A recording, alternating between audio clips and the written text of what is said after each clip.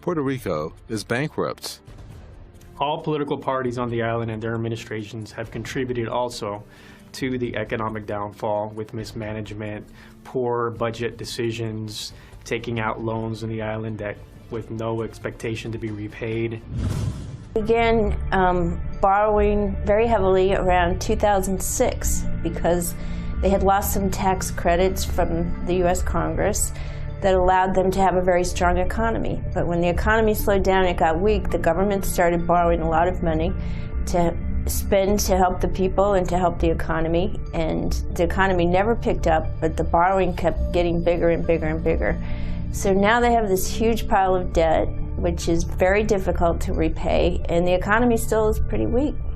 Just to clarify, Puerto Rico actually isn't bankrupt as of now officially according to U.S. Bankruptcy Code, but it is at a state where most people consider it to be insolvent, or can't officially pay its bills or can't afford to pay its upcoming bills.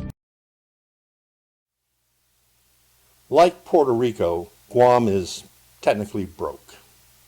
We have a $120 to $180 million deficit. We don't know for sure and won't know until the books are finally closed and the audit's completed. But what we do know right now is, like Puerto Rico, government of Guam is having trouble paying its bills. We just recently borrowed $45 million to pay $20 million in arrears for Guam Memorial Hospital. And we're so confident of our inability to run the hospital correctly, we borrowed an additional $15 million to pay the arrears for 2017. We also borrowed the Children's Trust Fund to make payroll a couple of months ago. And many of government of Guam's departments and agencies are behind in paying their bills. We see stories in the newspaper and the media from time to time these last couple of months, and we're looking at the fact that Department of Education, Guam Community College, and University of Guam and Department of Education still haven't got their full allotments from 2016, which is causing them to delay payment to their vendors, which is going to cause their vendors to make delayed payments to their vendors. So we hear a lot of people comparing Guam to Puerto Rico, but how did Puerto Rico get into trouble in the first place? The government of Puerto Rico sold bonds to American investors for decades. Governments, just like households, picked up the debt. To cover their expenses, this debt was divided into many small pieces called bonds. The bonds were then sold to financial markets, where in turn, investors bought them.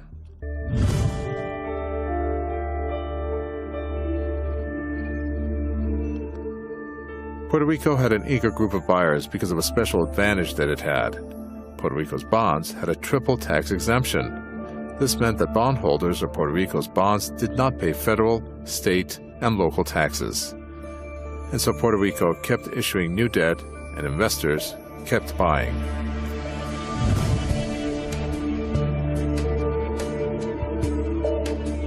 The year 2006. That is when the federal tax break for corporate income expired. This prompted many businesses to leave, but the damage was done already. The island of less than 4 million people had accumulated a $70 billion debt. That was a debt per capita of up to $10,600, 10 times the median for U.S. states. Puerto Rico kept issuing new debt to pay for the old debt, and ratings agencies gave the island good ratings. Now remember that. Puerto Rico's debt level going into 2014 was $10,600. Going into 2014, the per-person debt level here on Guam was $9,051 at the beginning of the 33rd legislature. So, where are we today? Well, with all the bills, the borrowing bills that have been passed by the 33rd legislature, our debt has risen to $13,583, which is an increase of $4,532 by my count. That's a 50% increase in 2 years. So, where do we go from here? do you remember with the tax refunds, the first instance in 2010? Everybody was against it. The editorials were against it. The talk show hosts were against it.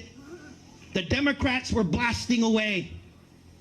But because of my Republican compadres in the legislature, working together with the Republican administration, we pulled that refund bills through. And now we're back at, rather than 5 or 6 years as a past, 5 months. But the original plan was for days. And thank you, Brent McCready. Thank you, Tony Ada. Thank you, Chris Duenas. Thank you, Tommy Morrison. Thank you, Frank Blas. Because with this new plan that we have worked together to move through this Democratic majority, to get the tax refunds in days. Now, I personally don't understand why all of a sudden the governor is very concerned about paying tax refund in a matter of days instead of a matter of months, when he spent 2 years and millions of dollars of taxpayer money fighting in federal court the mandatory deadline for payment.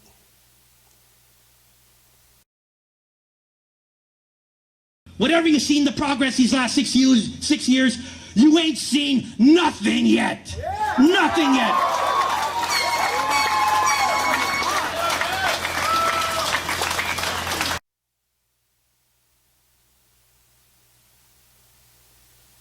And that's what worries me. It worries me because we still have 2 months left in this year. We still have $600 million in bond bills sitting in the legislature, and we have the governor and the Republicans pushing hard with help of certain Democrats to get those bills passed before the end of the 33rd legislature. Starting with Bill 338, which was a bill to borrow somewhere between $140 and $170 million to renovate Guam Memorial Hospital. That bill will add $1,100 to the per person debt load for every man, woman, and child on Guam. And then this one right here, which I encourage every citizen to be on the alert for and watch very carefully, is Bill 363. Dennis Rodriguez wants to legalize waste to energy so that the contract the governor has already signed with GRRP, the settlement agreement that he signed with GRRP, can move forward to the funding stage, in which the senators will attempt to pass a $350 million bond guaranteed by you and me, voters and taxpayers, and giving $350 million to a company that has never designed, built, or operated a waste energy plant to design, build, and operate a waste energy plant. And that's not the only problem on the floor of the legislature. Simon Sanchez, there's a problem with the bill authorizing funding for Simon Sanchez. It doesn't have a cap limit.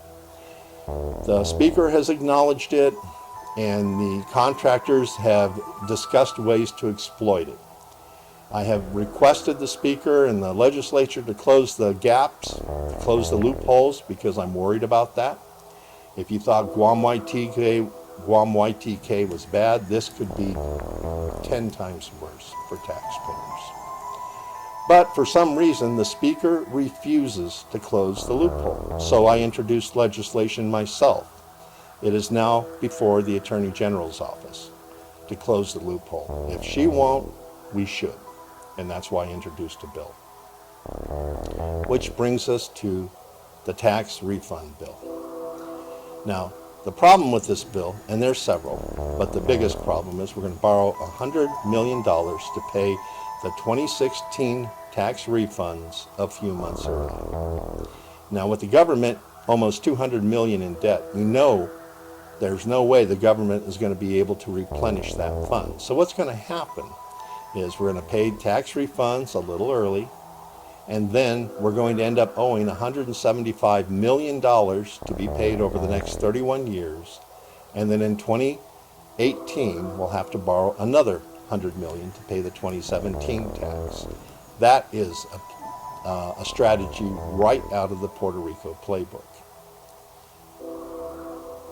So, what kind of financial management are we seeing coming out of government in Guam right now? Well, take a look at the health care bill, and that gives you an idea. Decisions like this are right in line with the Puerto Rico Playbook, and no doubt in my mind, if we keep making decisions like this, by the end of 2 years from now, our financial house of cards will collapse. The president will be appointing a new board to manage the financial affairs of government of Guam, but it'll be the next governor's problem, not Governor Calvert's problem. So, recap our debt level. We're at 13,000 change now. GMH renovation bill adds 1,100 to that. The waste energy bill adds 3,828 to that. The Simon Sanchez adds 1,750 or more to that. And the tax refund bill adds $1,094 to that debt load, bringing the total up to $21,355. Now this number is significant. Just think, by the end of the 33rd legislature, we could see a 136% increase in the debt load for every man, woman, and child on Guam if all those bills get passed or signed into law. Now the reason this is significant is Puerto Rico's per person debt load was $15,600 at the time President Obama appointed 7 federal financial managers to oversee financial operations for the government of Puerto Rico. And now, as those managers are taking over control of the financial operations of all the different branches of government in Puerto Rico, I bring up this point right here. One of the reasons Puerto Rico got into trouble is in their Commonwealth Constitution, they have a clause that was inserted that makes paying bond debt a priority over government operations. We don't have that on Guam. Well, at least we don't now. But Senator McCready and Governor Calvo are very concerned that we are lacking one of the key ingredients that pushed Puerto Rico over the financial cliff, so they've incorporated a poison pill, what I call the Puerto Rico poison pill, into the tax refund legislation. And here it is right here. With this line, it makes paying bond debt, puts a lien on the bond debt, so that we have to pay the bonds first before we pay any other priorities of the government out of the business privilege tax revenues. And that's kind of what happened that drove Puerto Rico over the cliff. And let's see what effect the poison pill is having in Puerto Rico.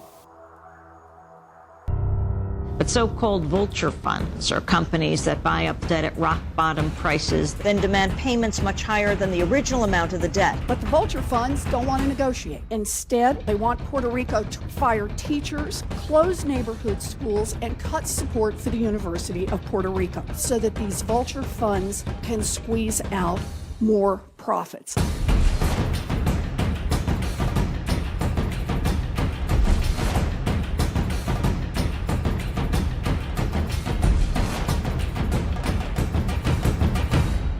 Cuando nosotros nos enteramos que la escuela había cerrado, fue algo bien difícil, especialmente para ella.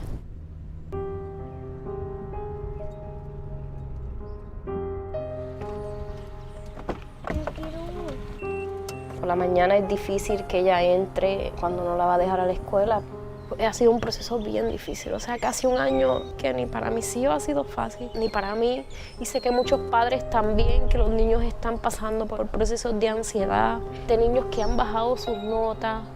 Esto no es justo, o sea, estas escuelas jamás debieron cerrar.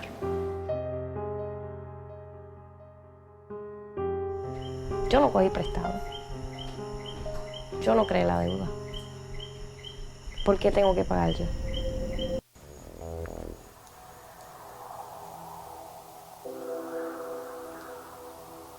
It's not a pretty picture. It's not Guam's picture yet, but it could be Guam's picture, our future, if we re-elect the Gang of Eight. Because the Gang of Eight are bound and determined to pile on as much debt as possible. I'm even worried that they might try to do it during a lame duck session. So, we vote the Gang of Eight out. What do we do next? I say we elect new senators. And here's the list. My recommendations for the 34th legislature. If you look at the names highlighted in yellow, these are new candidates. And the list is on our Facebook page, it's on our website page, and I will be running the ads in the newspaper as well. But here is the list of new candidates that I recommend to replace the Gang of Eight. Because with these new candidates, we have a chance of having a brighter future for our children, our grandchildren, and our great-grandchildren than we do if we re-elect the Gang of Eight. So that's why I'm saying this election, we don't have to follow the fate of Puerto Rico and go over the financial cliff. By electing 8 new candidates to replace the Gang of Eight, we have a chance to have a brighter future. And for those of you who are concerned about electing new candidates, remember, every one of the Gang of Eight was a new candidate at one time. It's just that they've lost their focus. They're more concerned about their own financial security than they are the people of Guam. And they've proved that with the pay raises and everything that's happened since. After all, we've had a 50% increase in debt as a result of their actions. So, for those of you concerned about voting for new candidates, I encourage you to go to the website and look at the videos, the interviews that we have of the new candidates, so that you can see for yourself the dedication they had to public service before they ever considered running for the legislature. And I encourage all of you to come out to Micronesian Mall Monday afternoon. And Monday afternoon, we're going to be joining forces with Guamanians for Fair Government and have a wave.